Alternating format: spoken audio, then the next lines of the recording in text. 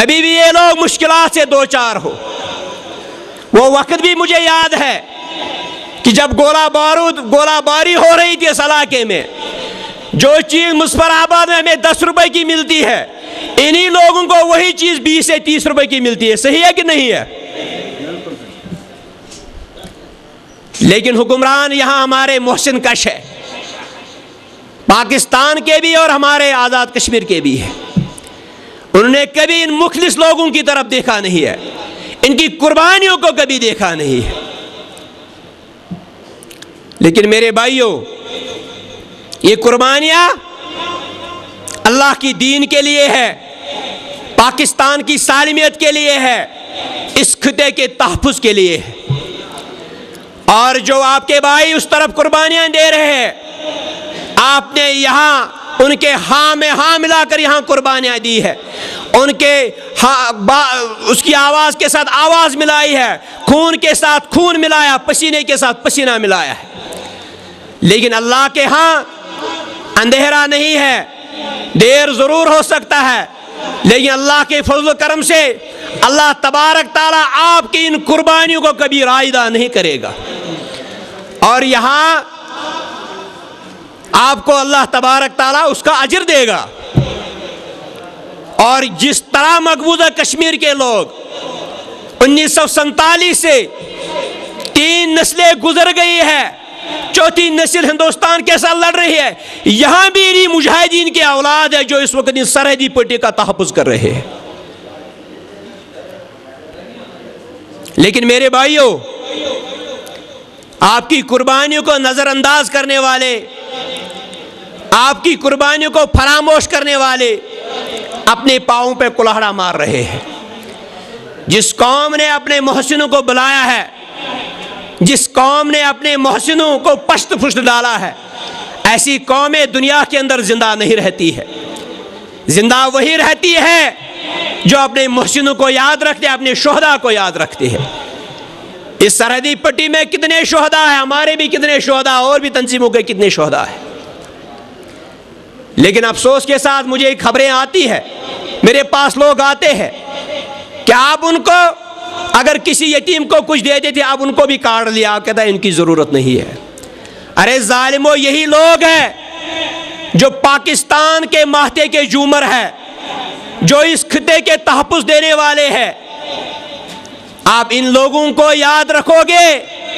تو اس سرحدی پٹی کا تحفظ رہے گا۔ اگر انہوں نے کمپرومائز کیا تو تمہارے ایوان نہیں رہیں گے۔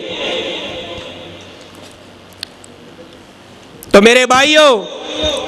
ان تمام قربانیوں کا ایک مقصد ہے، ان تمام قربانیوں کا جو مقصد حقیقی ہے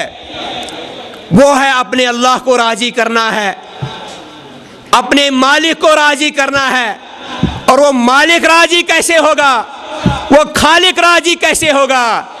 وہ قرآن و سنت کے اوپر عمل کرنے سے ہی راضی ہوگا۔ اس لیے آپ کبھی احساس کمتری کے شکار نہیں ہونا۔ پاکستان کے تحفظ آپ سے بڑھ کر کوئی اور کرنے والا نہیں ہے۔ آپ کا سر ہمیشہ اونچا رہنا چاہیے۔ یہ پسماندگی تمہارے لیے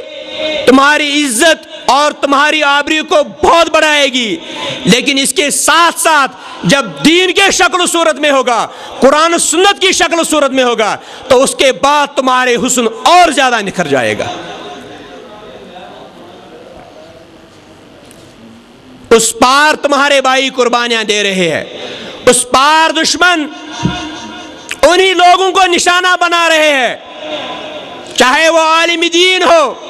چاہے وہ اسلامی سکالر ہو، چاہے وہ وکیل ہو، ڈاکٹر ہو، جس کے اندر اسلامی فکر ہے، سوچ ہے، انہی کو نشانہ بنا رہے ہیں، کیونکہ وہ جانتے ہیں، انہیں معلوم ہے کہ یہی لوگ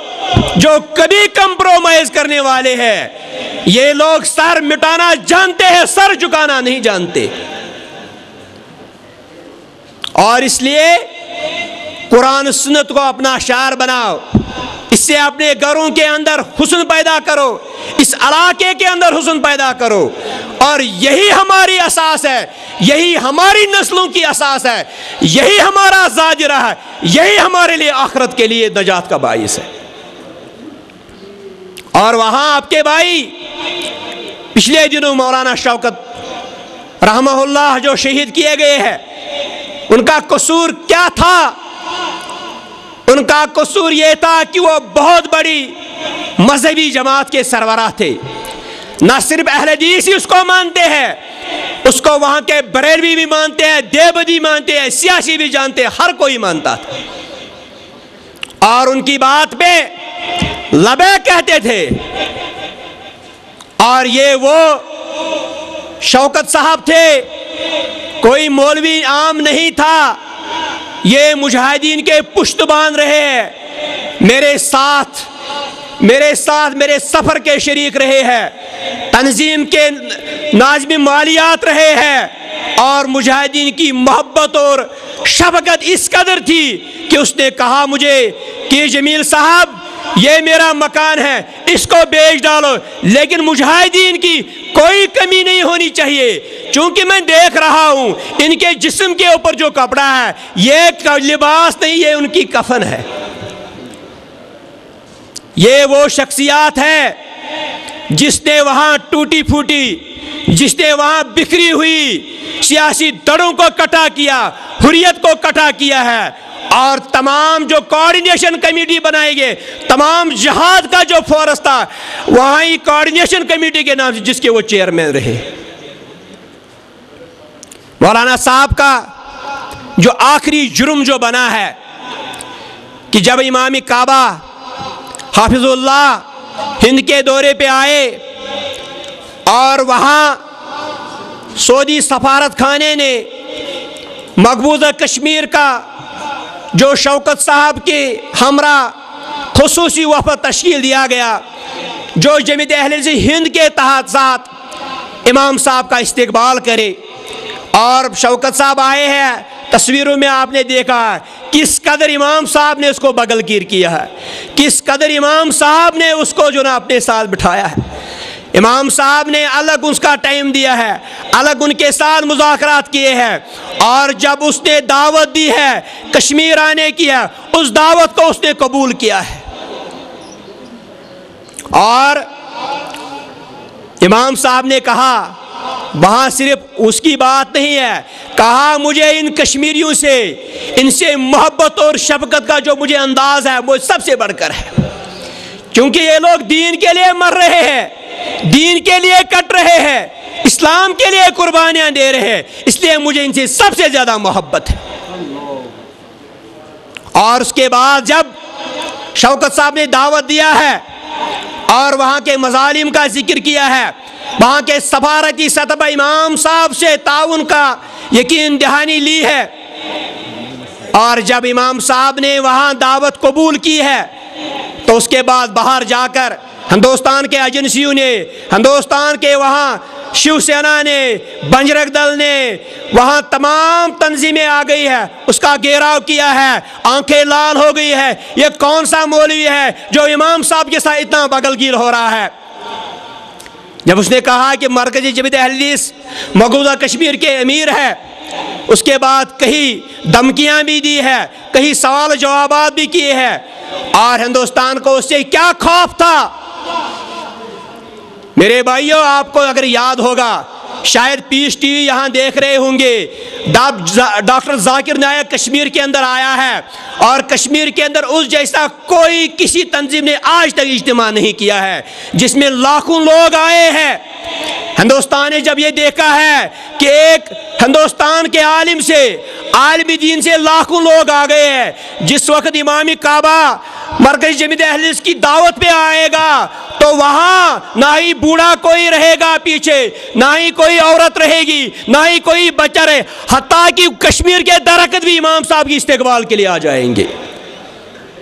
جب سارا کشمیر آ جائے گا وہاں نعرے لگیں گے، آزادی کے نعرے لگیں گے، پاکستان کے نعرے لگیں، اسلام کے نعرے لگیں، یہ ایک ریفرینڈم ہوگا، اور انہیں یہ چیز برداشت نہیں تھی، اسی لیے انہیں ان کو پہلے ہی صفحے سے مٹا دیا۔ لیکن شوکت صاحب گئے ہیں اس کا مشن موجود ہے، اس کے بیٹے موجود ہیں، اس کے لاکھوں فرزند موجود ہیں جو اس مشن کو چلانے والے، جو اس